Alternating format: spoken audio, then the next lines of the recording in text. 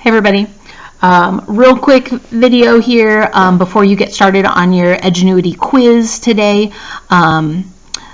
This quiz is gonna cover lessons 3 and 4, which were the interior and exterior angles of polygons. So if you had questions about that or you didn't do too great on those 2 assignments, please find me in the Zoom meeting, text me, send me a remind, send me a message on Google Classroom, whatever. Reach out to me, ask those questions before you go to take the quiz.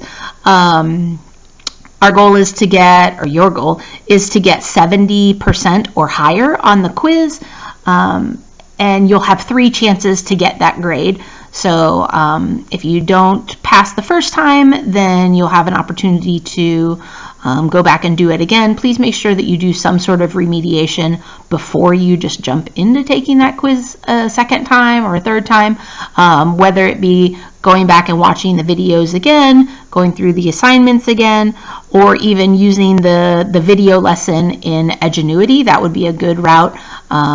If you've already done all the other stuff, maybe hearing it from somebody else other than me will help it to sink in. So there is one thing that is not that we have not yet covered that will be on that quiz, and so it's this idea of a concave polygon versus a convex polygon. So I actually had the words written backwards here. I started with the words and I started drawing pictures, and turns out I had them backwards. So I'm going to show you some examples here of concave and convex polygons. So our goal is to come up with some sort of definition here. Okay. So looking here at these shapes that are convex, notice it doesn't have anything to do with the number of sides that our shape has. That doesn't have anything to do with whether something's convex or concave. Okay. And so what do you notice here? And I'm actually going to highlight this part of the word. Cave is kind of the important part. So what do you notice about these shapes right here? Okay. Concave. Okay, do you see how if I had drawn this line straight across, okay, that would have been a convex polygon. But since this side caves in, okay, this is a cave right here. This side just kind of collapsed, right? Caved into the shape. Okay, that makes it concave. Same thing here. If I were to draw a line straight across and connect these 2 vertices, that would make that part concave, or sorry, convex. But since it caves in, okay, this is a cave, that is concave. Okay, same thing with little Pac-Man dude here. All of this stuff over here, see how this is one big open space? That's cool. But right here, if I connected from this point to this point, then that would be, if I got rid of this in here, that would be a convex polygon. But since this section caves in, that is called concave.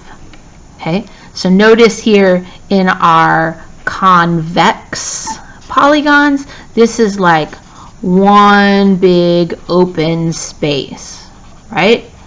Nothing caves in. As I connect from corner to corner, there are no cave-ins, no collapsing of those sides. So if you think of this as one big open space on the inside, that's what makes that convex. Okay?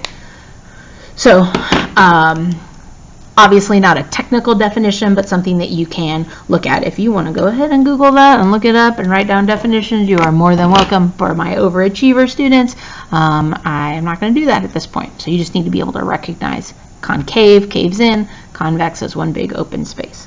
Okay?